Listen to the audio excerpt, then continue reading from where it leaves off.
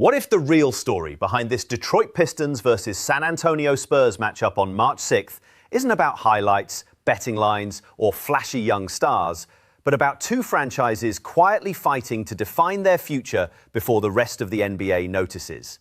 Because that's the tension building underneath this game. On paper, it looks like a routine regular season matchup, but when you dig into the press conferences, the player interviews, the rotation decisions, and the front office messaging, you realize something bigger is happening. This is a chess match between two rebuilding philosophies, two organizations trying to prove their blueprint actually works. Let's start with the Detroit Pistons, because the narrative around them has been dangerously oversimplified. A lot of media voices want to reduce this team to one name, Cade Cunningham. Yes, he's the centerpiece. Yes, the offense runs through him. But the bigger story is the pressure quietly building around that role. In recent interviews, Cunningham has been diplomatic, praising teammates and emphasizing development.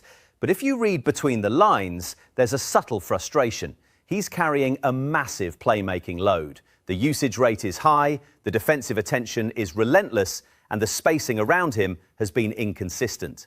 When Detroit struggles offensively, the default explanation becomes, Cade didn't take over. But the truth is more complicated. Watch the tape. When Detroit's offense stalls, it's usually because secondary creators disappear.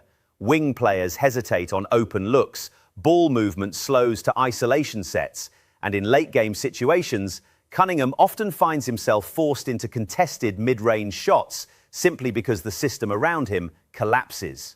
Now flip to the other sideline. The San Antonio Spurs are dealing with a very different kind of pressure. Their rebuild isn't theoretical anymore. It's centered around a generational talent in Victor Wembanyama. And that changes everything. When Wembanyama entered the league, the expectations were astronomical. But internally, the Spurs have been far more cautious. Listen to the coaching staff in their recent media availability. They consistently talk about patience, defensive identity, and long-term development. That's classic Spurs messaging. But here's what they're not saying publicly. They know the league is already adjusting to Wembanyama. Early in the season, teams attacked him with curiosity. Now, they attack him with strategy. Guards pull him into pick-and-roll switches to test his lateral mobility. Big men lean into him physically to wear him down. Opponents try to force him into foul trouble or drag him away from the rim where he's most dangerous defensively. And sometimes it works. There have been stretches where Wembanyama looks dominant, blocking everything, altering shots, controlling the paint.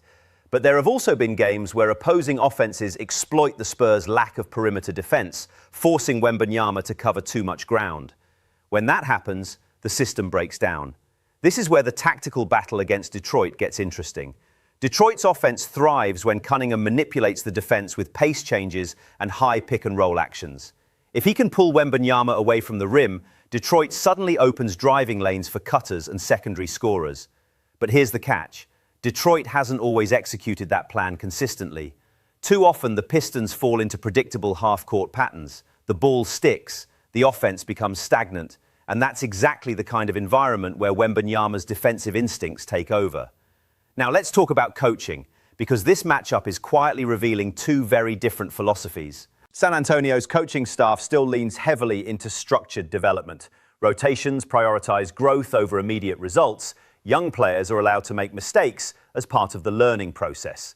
That's admirable, but it also comes with a cost. There have been games where the Spurs left lineups on the floor too long, even when they were clearly struggling defensively. The idea is to build resilience, but from a betting perspective, that inconsistency can be dangerous. Momentum swings happen quickly when inexperienced players lose composure. Detroit's coaching staff, on the other hand, has shown a willingness to tighten rotations when games get competitive. That signals something important. The Pistons believe they're closer to winning than people think, but belief alone doesn't solve structural problems. Detroit still struggles with perimeter defense. Opposing guards have found success attacking their point-of-attack defenders, and when those breakdowns happen, the Pistons' interior help often arrives a step late. Against a Spurs team that moves the ball quickly and uses Wembanyama as a vertical threat, those defensive delays could be costly. Now let's address something mainstream coverage rarely discusses, the financial and strategic implications surrounding this matchup. Both franchises are operating under different salary cap timelines. Detroit has invested heavily in young talent and will soon face difficult extension decisions. Cunningham's future contract alone will reshape their cap structure. If the Pistons want to accelerate their rebuild, they'll eventually need veteran contributors who complement Cunningham's playmaking. But adding those pieces requires financial flexibility and smart trade decisions. San Antonio faces a different challenge.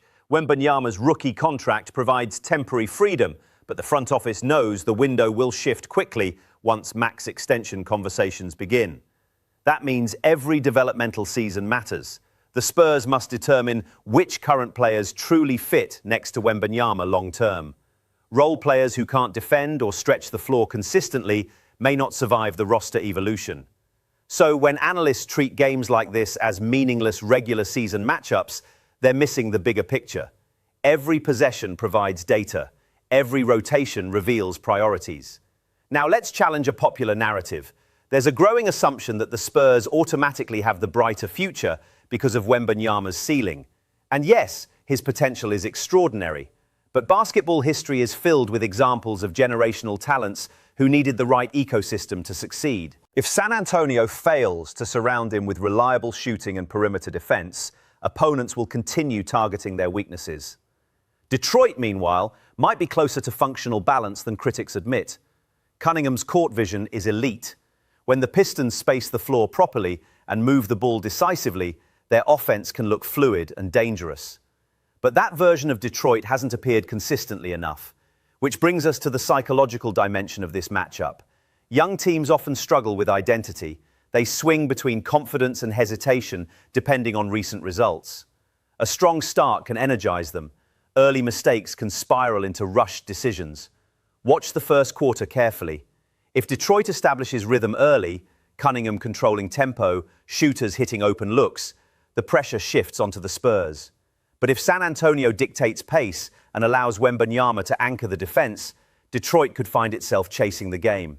Another factor bettors should watch is foul management. Wembanyama's presence alone changes how teams attack the paint. But when he picks up early fouls, the Spurs' defensive structure becomes vulnerable. Opponents suddenly become far more aggressive inside. Detroit's coaching staff knows this. Expect them to test Wembanyama early with physical drives and pick-and-roll actions designed to create contact. But here's the twist. Even if Detroit executes that plan perfectly, they still face a closing problem. Late-game execution has been inconsistent, shot selection tightens, spacing disappears, and possessions become predictable. That's where San Antonio's system, built on disciplined ball movement, can quietly take control. So when analysts talk about betting picks for this matchup, the real question isn't just talent, it's composure. Which young roster can maintain structure when the game slows down and every possession matters? Because that's where rebuilding teams reveal their true progress. Here's my evidence-based prediction. Detroit will likely control stretches of this game through Cunningham's playmaking and aggressive drives designed to challenge Wembanyama. The Pistons' offense may even build an early lead if their perimeter shooters find rhythm.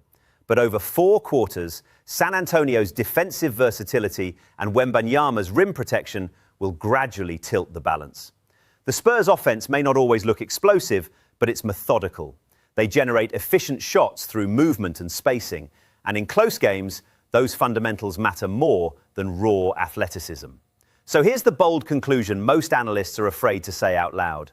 This matchup won't just show who wins tonight, it will reveal which rebuild is actually closer to becoming a playoff-caliber system. And if the patterns we've seen all season hold true, San Antonio's structure and Wembanyama's defensive gravity will ultimately expose Detroit's biggest weakness, their inability to consistently execute under late-game pressure. Which means the smartest betting prediction isn't just about talent, it's about trust. And right now, the team you can trust more when the game gets tight is San Antonio. Not because they're perfect, but because their foundation is already starting to look like the next serious contender in the NBA.